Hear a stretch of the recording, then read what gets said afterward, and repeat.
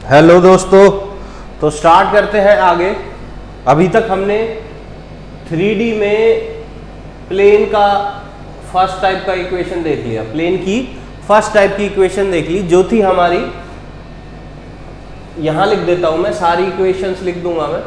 r dot N cap equal to D, ये थी हमारी, ठीक है। r dot N cap equal to D, ये हमारी थी, जिसमें d perpendicular distance from origin था, एन कैप जो था हमारा unit vector perpendicular to the plane था हमारा, ठीक है।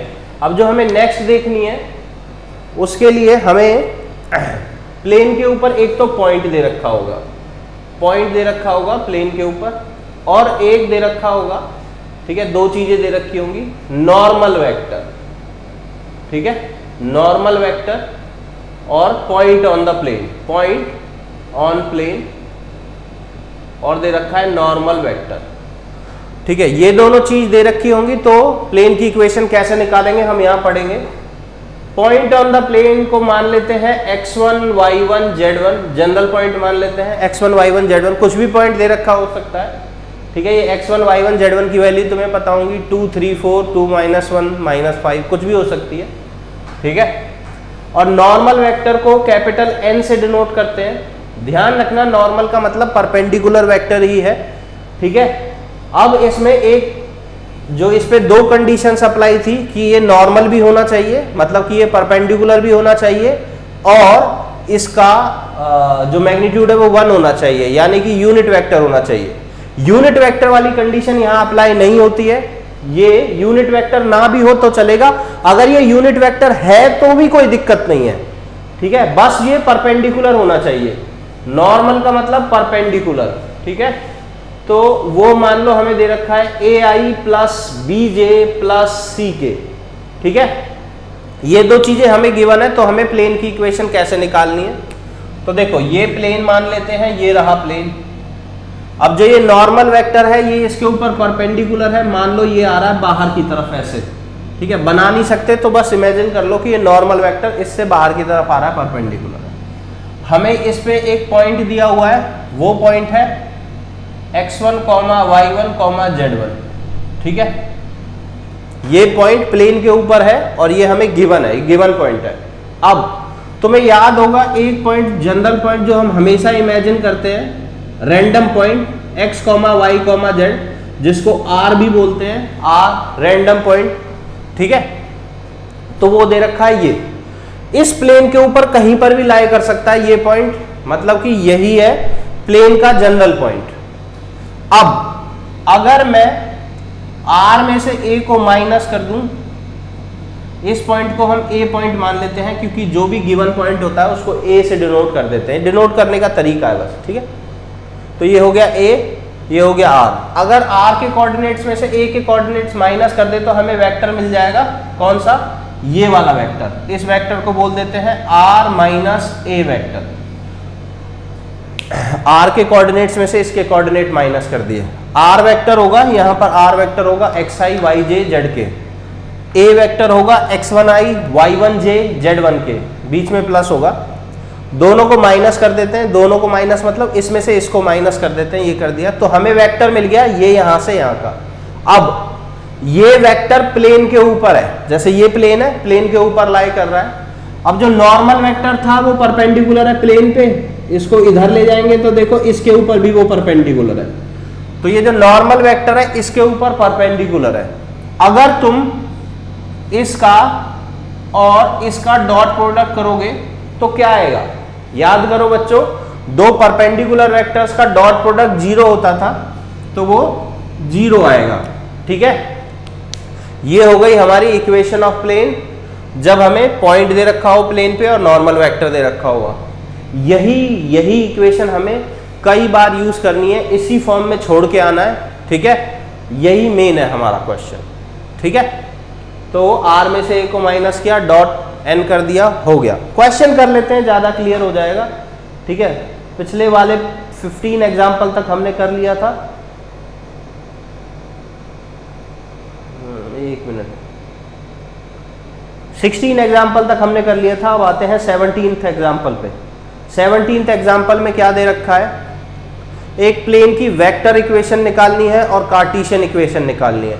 कार्टेशियन इक्वेशन से बिल्कुल नहीं घबराना है, अगर इसका डॉट प्रोडक्ट अंदर कर दोगे वैल्यू रख के तो हमारी कार्टेशियन फॉर्म आ जाएगी और कुछ नहीं है। ठीक है, कार्टेशियन फॉर्म याद करने मत बैठ जाना, उसको निकालने का तरीका समझो, वरना 10-12 कार्टेशियन फॉर्म याद करनी पड़ेंगी। ठीक है, तो क्वेश्चन में दे रखा है पॉइंट, जिस पॉइंट से पास हो रही है वो पॉइंट दे रखा है 5,2,-4, तो पॉइंट हो जाएगा 5,2,-4। एग्जाम्पल 17। और परपेंडिकुलर वेक्टर जो है यानी ये वेक्टर, इसके डायरेक्शन रेशियो दे रखे हैं 2,3,-1।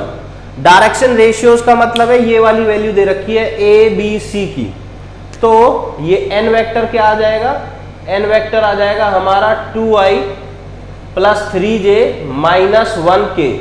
ये आ गया हमारा नॉर्मल वेक्टर, खत्म बात।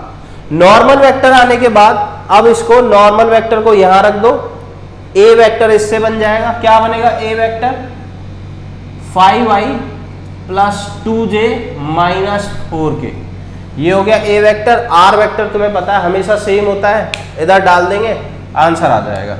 ठीक है, तो आर वेक्टर क्या आएगा xi + yj + zk, उसमें से माइनस हो रहा है ए वेक्टर, तो 5i - 5i + 2j - 4k, minus है तो ब्रैकेट लगा दिया। अब ये सारा डॉट प्रोडक्ट हो रहा है n के साथ, n क्या है 2i + 3j -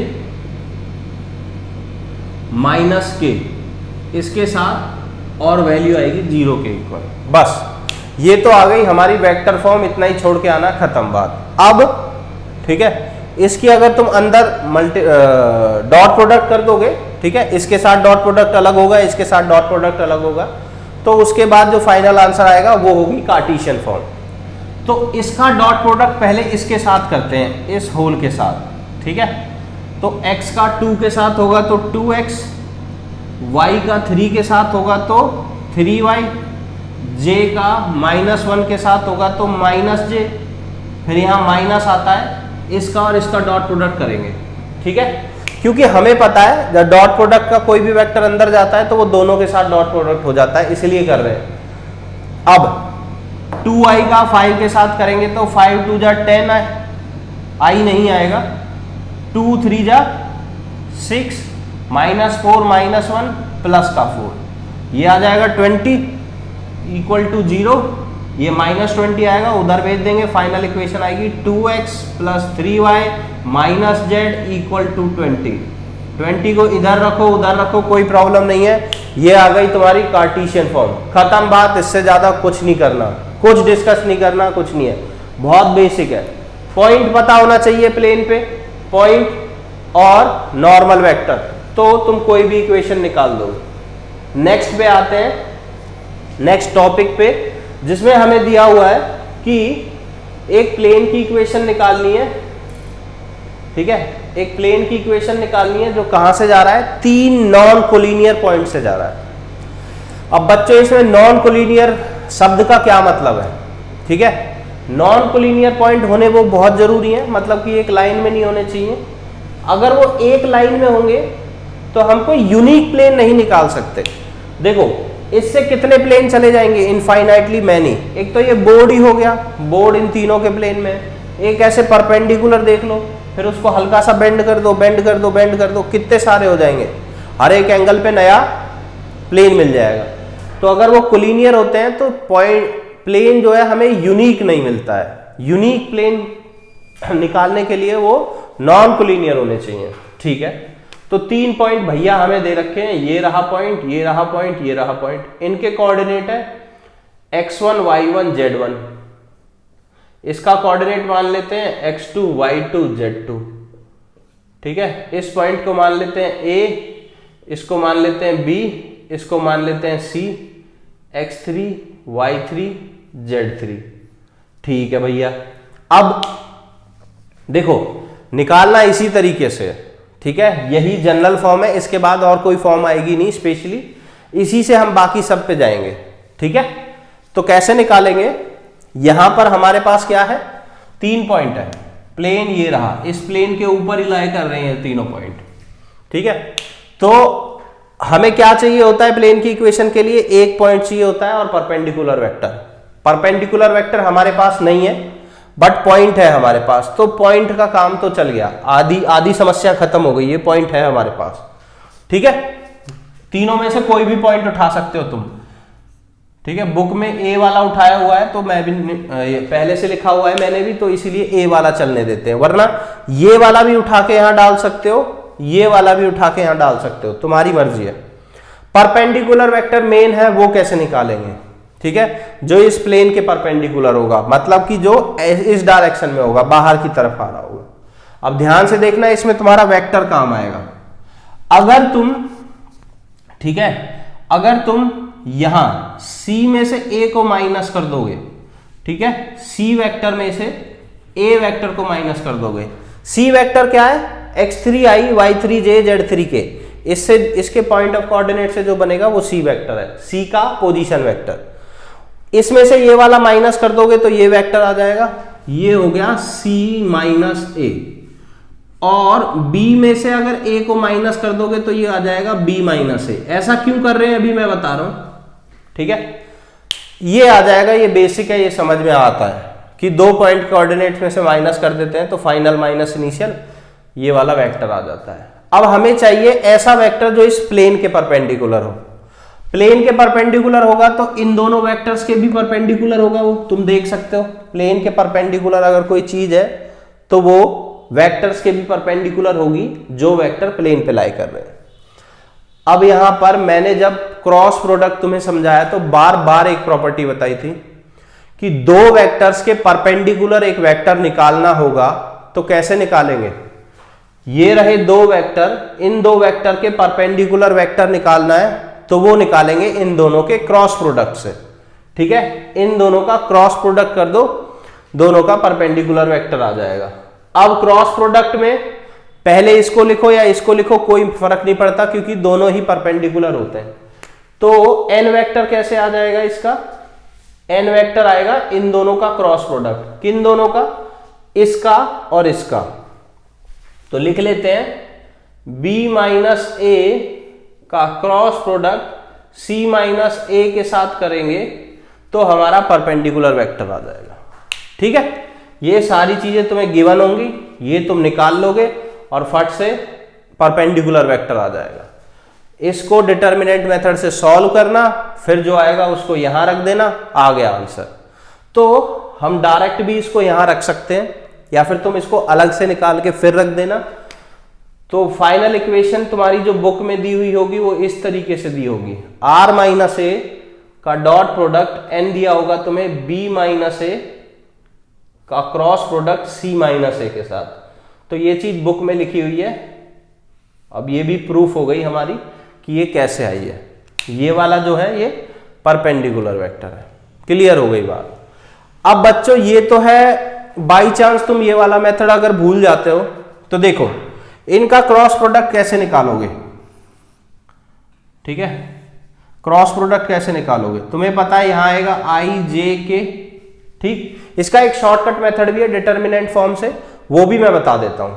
ठीक है, आई जे के,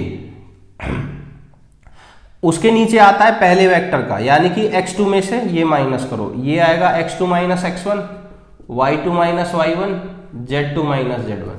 ठीक है, और फिर नीचे आएगा x3 minus x1, y3 minus y1, z3 minus z1। ठीक है, इन दोनों के कोऑर्डिनेट्स मैंने यहां लिख दिए। अब जब तुम इसका, तो ये आ गया हमारा, इससे इसका डॉट प्रोडक्ट r माइनस ए से करोगे तो i j k को रिप्लेस कर देगा वो। r माइनस ए क्या है? r था x y z, ये था x1 y1 z1, माइनस करो तो x minus x1, y minus y1, z minus z1। तो i j k की जगह क्या आ जाएगा?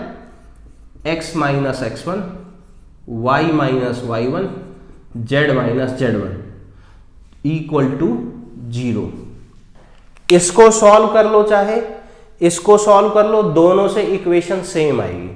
ठीक है, इसको इसी तरीके से सॉल्व करेंगे। मैंने शॉर्टकट में लिख दिया है एक ही स्टेप में, तुम डायरेक्ट भी कर सकते हो क्योंकि ये एनसीईआरटी में गिवन है। ठीक है, कुछ भी ऐसा नहीं है इसमें जो मैंने जेई के लिए बताया है जिससे नंबर कट जाएगा। ये सिंपल एनसीईआरटी का ही है।